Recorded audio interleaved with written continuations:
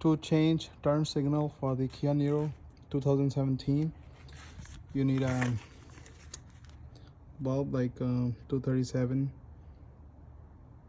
2357A, and turn signal is, you just have to turn this thing, take it off, and just underneath turn again.